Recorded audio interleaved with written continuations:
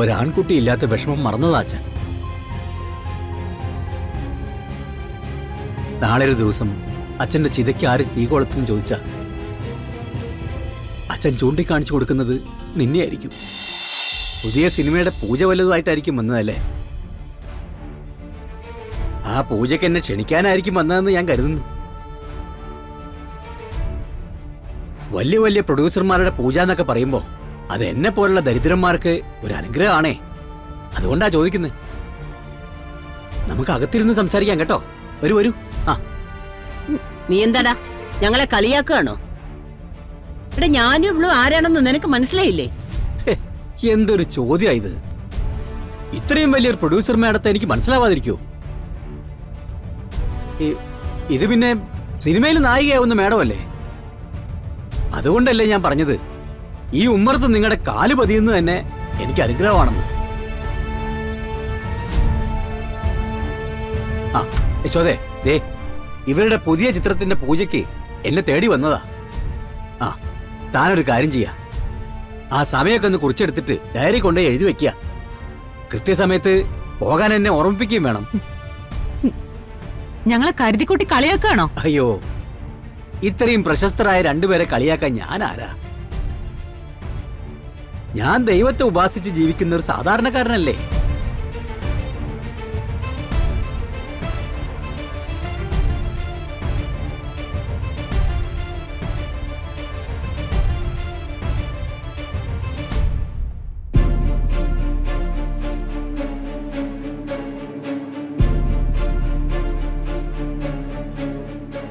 ദേവേട്ടാ, ഇവര് മൂന്നുപേരും ഈ വീട്ടിൽ നിന്ന് ഇറങ്ങാൻ നിൽക്കുക. ഇവരിവിടെ നിൽക്കാൻ പാടില്ലെന്നാ അമ്മയും പ്രേങ്ങി കൽപ്പിച്ചിരിക്കുന്നത്. മാഡം, ഒരു മിനിറ്റ് ഒന്ന് നിൽക്കണേ. എന്താ മോളെ? ഞങ്ങൾ ഇവിടെ നിന്ന് പോവാ അച്ഛാ. പോവേ? ജയഭാരതി മുത്തശ്ശിക്ക് ഇവിടെ നിൽക്കാൻ അർഹതയില്ലെന്ന് മുത്തശ്ശിയും പ്രിയങ്കയും പറഞ്ഞു. അത് കേട്ടപ്പോ വരൻ മുത്തശ്ശിയുടെ കൂടെ ഇറങ്ങാൻ തുടങ്ങി. പിന്നെ ഞാൻ മാത്രമായിട്ട് ഇവിടെ നിൽക്കുന്നത് ശരിയല്ലല്ലോ. എന്റെ വീട്ടിൽ നിന്ന് ഇറങ്ങി പോകുമ്പോ എന്റെ അനുവാദം ഇല്ലാതെ പറ്റുമോ? പറ്റുമോ മോനെ? പറഞ്ഞു വിലക്കാനൊന്നും നോക്കണ്ട. ഇവര് മൂന്നുപേരും ഇവിടുന്ന് ഇറങ്ങിയേ പറ്റൂ. അയ്യോ മാഡം, നിങ്ങൾ സിനിമാ ഷൂട്ടിങ്ങിന്റെ പൂജയ്ക്ക് വേണ്ടി എന്നെ ക്ഷണിക്കാൻ വന്നതാണെങ്കിൽ അതെനിക്ക് സന്തോഷമുണ്ട്. പക്ഷെ എന്റെ കുടുംബത്തിന്റെ കാര്യത്തിൽ ഇടപെട്ടാൽ അതെനിക്ക് പിടിക്കില്ല.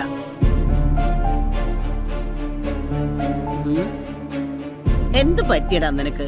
കൂടുതലൊന്നും പറ്റാതിരിക്കാനാ നോക്കുന്നത്. എന്തായാലും സുകുമാരി മേഡം പ്രിയങ്ക മേഡം വന്ന കാര്യം കഴിഞ്ഞെന്നാ എനിക്ക് തോന്നുന്നു. ഇനിയിപ്പോ രണ്ടുപേർക്കും ഗേറ്റിന്റെ പുറത്തേക്ക് ഇറങ്ങാം.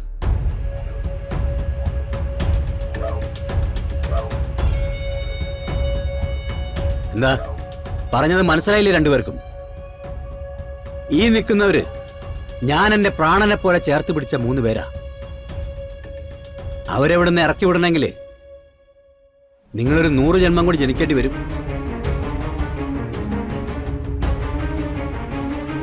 അമ്മേ, പ്രിയങ്കയുടെ കയ്യിലെ കോടികൾ കണ്ടപ്പോ അമ്മ ചിലപ്പോ അന്തസ്സും അഭിമാനമൊക്കെ മറന്നിട്ടുണ്ടാവും.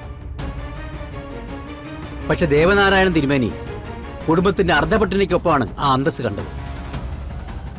അതിന് ഇതുവരെ ഒരു കുഴപ്പവും കണ്ടിട്ടില്ല. മര്യാദയ്ക്ക് 2 ഇവിടുന്ന് ഇറങ്ങി പോയിട്ടില്ലെങ്കിൽ പൂജിക്കാൻ മാത്രമല്ല എന്റെ ഈ കൈ പൊന്തുക. മനസ്സിലായില്ലേ? ഇറങ്ങ. ദൈവങ്ങളെ ഉപാസിക്കുന്ന എന്റെ നാവില് ഒരു ചീത്ത വാക്ക് അറിയാതെ കയറിപ്പോയാല് 1000 തവണ മന്ത്രം ഉരുവിട്ട് അതിന് പ്രായശ്ചിത്തം ചെയ്യുന്നവനാ ഞാൻ. ദേവനെ ഒരുപാട് അങ്ങ് പരീക്ഷിക്കല്ലേ അമ്മേ.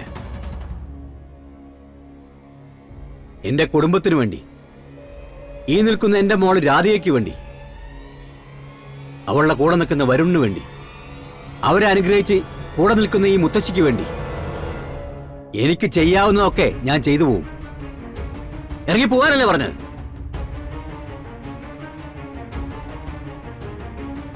നീ നോക്കിക്കോടാ, നിന്റെ തലയിൽ ഇടുത്തി വീഴും, ഇടുത്തി വീഴും. വാ മോളെ.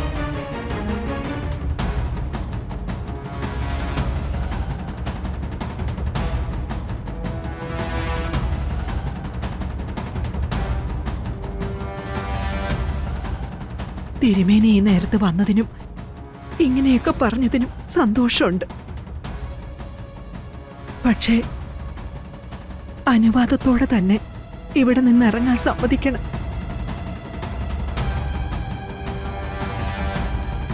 എന്നെ പ്രസവിച്ച അമ്മയാണ് ഇപ്പൊ ഇവിടുന്ന് പോയത്. ആ അമ്മയുടെ മനസ്സിൽ ഇപ്പൊ എന്റെ സ്ഥാനം ശത്രുവിൻ്റെതാ. ജയഭാരതി അമ്മയെ പരിചയപ്പെട്ട അന്ന് മുതൽ പരമേശ്വരനെ പോലൊരു മകനാണ് ഞാനെന്ന് കരുതിയിട്ടുണ്ട്. എന്റെ പെറ്റമ്മയുടെ അതേ സ്ഥാനം തന്നെയാണ് ഞാൻ മനസ്സിൽ വച്ചിരിക്കുന്നത്. എന്റെ അമ്മയോട് ഇവിടുന്ന് ഇറങ്ങിപ്പോവാൻ പാടില്ല എന്ന് പറയാനുള്ള അധികാരം എനിക്കില്ലേ? അത് വേണ്ട അച്ഛാ. ഇങ്ങനെയൊരു തീരുമാനം എടുത്തില്ലെങ്കിൽ മോനെ, സുകുമാരി മുത്തശ്ശിയിൽ നിന്നോ പ്രിയങ്കയിൽ നിന്നോ നല്ലതെന്തെങ്കിലും പ്രതീക്ഷിക്കാന്ന് പറഞ്ഞാ നമ്മളെക്കാൾ മണ്ടന്മാരായിട്ട് വേറെ ആരും ഉണ്ടാവില്ല. അവര് പറഞ്ഞ നിസ്സാരമായ കാര്യത്തിന്റെ പേരിൽ നിങ്ങൾക്ക് ചിലപ്പോൾ ഇറങ്ങിപ്പോവാൻ പറ്റുമായിരിക്കും. പക്ഷേ അച്ഛൻ അങ്ങനെ കൈവീശി യാത്ര അയക്കാൻ പറ്റില്ല മോനെ. എന്റെ രാധികമോളെ നീ സ്നേഹിക്കുന്നത് കണ്ടപ്പോ, അവൾക്ക് നീ കൊടുക്കുന്ന ആത്മാർത്ഥത കണ്ടപ്പോ ഒരാൺകുട്ടി ഇല്ലാത്ത വിഷമം മറന്നതാ അച്ഛൻ. നാളെ ഒരു ദിവസം അച്ഛന്റെ ചിതയ്ക്ക് ആര് തീ കൊളുത്തും ചോദിച്ചാ അച്ഛൻ ചൂണ്ടിക്കാണിച്ചു കൊടുക്കുന്നത് നിന്നെയായിരിക്കും.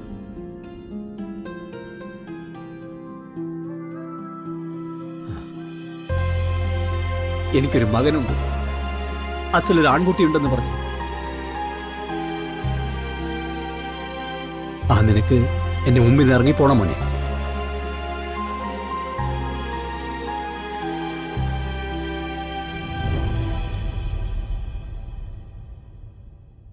ദേവനാരായണൻ തിരുമേനിക്ക് പകർന്നു തരാൻ ഒരുപാടൊന്നില്ല മോനെ. നിരത്തിവെച്ച പാത്രങ്ങളിൽ പകുതിയെ വിളമ്പാനുണ്ടാവൂ. ഇത്തിരി ചോറ് വിളമ്പിയിട്ട് ചിലപ്പോ അതിന്റെ തുമ്പത്ത് 4 തുള്ളി കണ്ണീരായിരിക്കും കറിയായിട്ട് വിളമ്പാനുണ്ടാവുക.